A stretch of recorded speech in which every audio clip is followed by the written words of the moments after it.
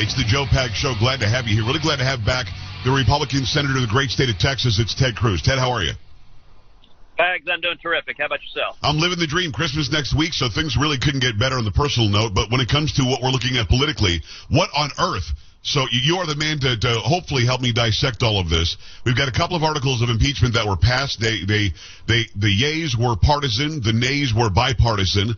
I was surprised that more Democrats didn't vote against it because there were 31 that are from districts that Trump won in 2016. Well, what did you think about that? Did you believe, like I did, that 10 or 12 would vote against it?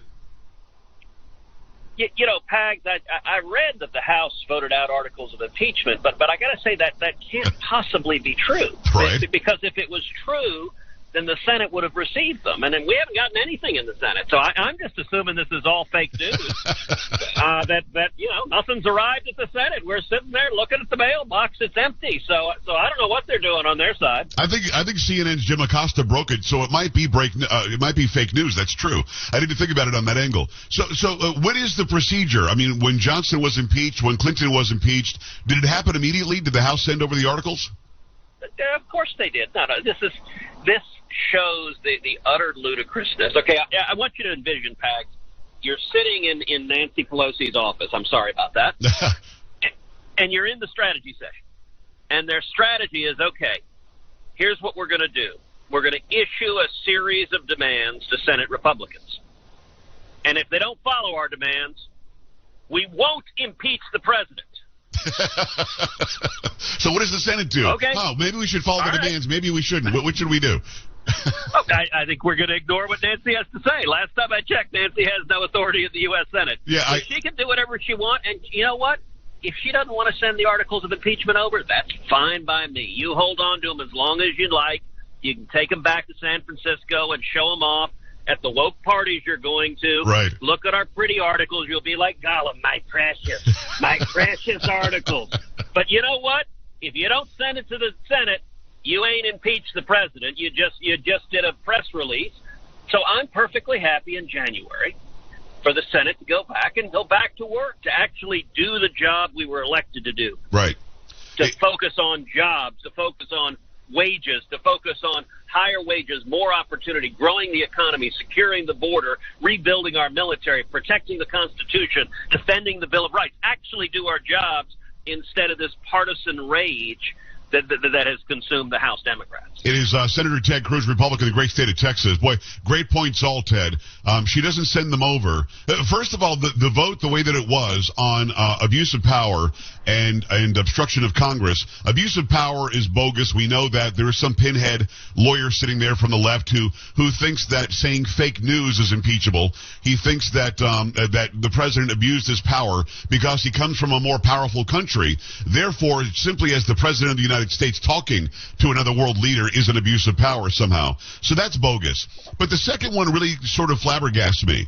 The whole idea that you can obstruct Congress, I've never heard of that before, but the obstruction of Congress is allegedly because the president was using executive privilege, which Obama did 9 times, and using executive privilege to say, let me go through the judicial branch and see if what the legislative branch is asking of me is legal.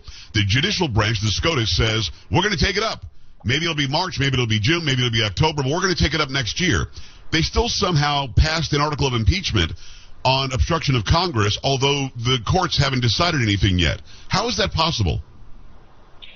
Well, what we've seen happen in the last month is the House Democrats' case has fallen apart. Yeah. And we are seeing abject panic on behalf of congressional Democrats and abject panic on behalf of the media. The media are absolutely terrified because they've seen this collapse. Look, the poll numbers are upside down in all the swing states. This is going badly for Democrats. The one thing they have managed to do is cause one Democrat from New Jersey, member of Congress, to become a Republican. Somehow that was not what they planned. But here's the problem. Go back a month ago. A month ago, do you remember when every Democrat was saying bribery? They were saying bribery, every other word. Yeah. And the reason for that, it's actually been reported why they did that, which is the Democratic Campaign Committee did polling, did focus group testing, and they found out that people don't like bribery. Bribery polls really badly. So bribery is bad, Ted, is what you're saying. People don't like bribery. Okay. Look, this was the deep political insight from the House Democrats. Yeah. And so suddenly, and it all happened at the same time, every House Democrat began saying bribery, bribery, bribery, because those were the points. Well, here's what happened. They actually heard evidence and testimony, and they couldn't prove bribery. The evidence didn't show bribery, so they didn't bring an article of impeachment on bribery. They didn't bring an article of impeachment on any criminal conduct in the history of our nation, over 200 years, that a president has been impeached without so much as an article alleging criminal conduct. That's never happened before. Well, Ted, I think sets the standard. I was going to ask about that. What is the standard? When we hear high crimes and misdemeanors, it sounds like it's a political term that anybody can make anything up that applies to high crimes and misdemeanors. Is that definable? Did the founding fathers say this is what we mean by high crimes and misdemeanors? It is absolutely definable, and actually the phrase in the Constitution is you can be impeached, a president can be impeached for treason, bribery, or other high crimes and misdemeanors. Now, other is important there because that makes clear that treason and bribery are both high crimes and misdemeanors. Right. And there's a basic principle of legal interpretation that when you have a series of items and a third catch-all, that the catch-all is interpreted to be of like kind, of similar nature. Good point. So we know that high crimes and misdemeanors are things comparable to treason, comparable to bribery. They are serious public offenses, and there's actually some history. If you go back to the Constitutional Convention, initially, high crimes and misdemeanors wasn't in there. It was just treason and bribery. Okay. And actually, George Mason at the Constitutional Convention, he stood up and he proposed adding maladministration because he thought treason or bribery was too narrow, and he wanted maladministration. Okay. Well, James Madison stood up and objected. And he said maladministration is too broad. Maladministration, if we put that in the Constitution, then any president can be impeached anytime Congress disagrees with it. And so that is too broad.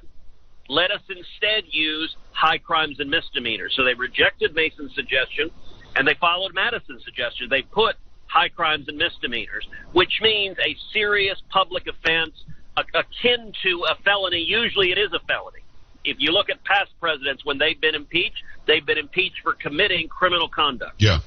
The problem for the Democrats is after having hearing after hearing after hearing, and by the way, all one-sided hearings where they allowed no White House cross-examination, no witnesses from Republicans. It was entirely a show trial, but even trying to rig the game for the prosecutors, they still couldn't prove any criminal conduct or any violation of federal law. What's amazing reading these articles, they don't allege a single federal law that's been violated, not even that the president has a speeding ticket. This is nothing more than a partisan political attack from the House Democrats, and it's ultimately an attack at the American people. The Democrats are mad at the voters, furious at the voters for daring to elect Donald Trump and trying to use impeachment to undermine a democratic election is an abuse of the Constitution and it's wrong. It's pretty disgusting. It's Senator Ted Cruz, great state of Texas. When we talk about the reaction to the articles of impeachment passing, your friend and mine, Alyssa Milano, who, by the way, was great in commando, Alyssa Milano actually wrote on Twitter, now how do we clean up the mess he's leaving behind? Do you think she really thought he got removed because of that dumb vote the other night? I mean, the people on the left, Ted, have honestly, they're asking questions like, why is he still in office? Why is he still the president? Is Pence the president now? Or is Pelosi the president now? There are some people, Ted, who thinks Clinton will become the president if he gets removed. So do you think they just had no clue how this works? Look, I think that the House Democrats thrive on ignorance. They thrive on avoiding the truth. They don't want to discuss facts. They don't want. There's a reason why they refuse to allow Republicans to subpoena any witnesses. There's a reason why they don't want to hear from Hunter Biden. Look, if you go back, one of the most important moments in this whole charade was when the White House released the transcript of the phone call with Ukraine. Right. Where the Democrats were alleging all these things, and the president said quite wisely, here's the transcript, you look at it. And, right. and it obliterated their case because everything they'd been alleging on its face wasn't true. Look, the president and the United States government has an inherent authority to investigate corruption. And when you have Hunter Biden getting $83,000 a month because his daddy is vice president, while his daddy, Joe Biden, is bragging about withholding $1 billion in aid to Ukraine until Ukraine fires the prosecutor, potentially investigating the company on which Hunter Biden serves on the board. Right. That, on the face of it, is significant prima facie evidence of corruption. Now, it may not be actual corruption at the end of the day, but it is more than enough to investigate, and not a single Democrat in the House wants to investigate it. They don't want to know. They don't want to ask. Look, the perfectly reasonable thing to do is actually follow up and say, gosh, Hunter, you were getting paid $83,000 a month, $1 million a year. How about a real simple question? What'd you do for $1 million a year? Yeah. Like not a single. The Democrats are like the proverbial three monkeys: see no evil, hear no evil, do no evil. Right. And they don't want to know. So the best counter to lies is truth. The best counter to darkness is light. And that's also, by the way, why Pelosi is now afraid to send it to the Senate. Because what she's did a partisan show trial. Right. In the Senate, we're going to have a fair trial. That means both sides are going to present their case, and Nancy Pelosi does not want the president to be able to present his case. This is all an action out of fear and weakness from Nancy Pelosi. Well, to that point, I've never in my life heard of the prosecution saying we're going to wait until we're assured a fair trial. That's usually the accused says, I don't think I can get a fair trial. I want to change a venue. I don't think I can get a fair trial. This judge is somehow connected, should recuse. I don't think I can get a fair trial. I think they planted evidence. I've never heard the prosecution say, we're not going to prosecute. We've got all the information. We've got all the evidence, but we're not going to prosecute because we don't think we're going to get a fair trial. That's the oddest, it's the strangest turnabout I've heard. Well, as I said, it's a demonstration of weakness. It's there's an old line that trial lawyers use, which is if you have the facts, pound the facts. If you have the law, pound the law. Yeah. If you have neither, pound the table.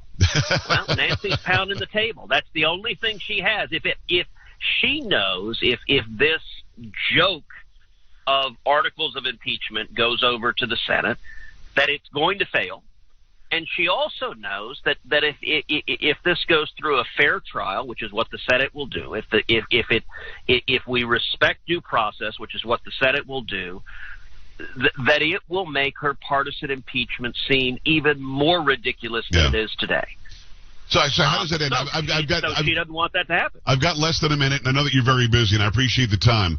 What happens? And people constantly, every single day on my show, are asking, well, what is going to happen? Mitch McConnell has suggested maybe we'll get them and we'll just dismiss them out of pocket. Maybe we'll get them and spend 6 or 8 weeks and bring in Hunter Biden and Joe Biden and Adam Schiff and McCabe and Comey and everybody else. Maybe we'll just do a complete, thorough thing. What's best for the country? What do you think is going to happen?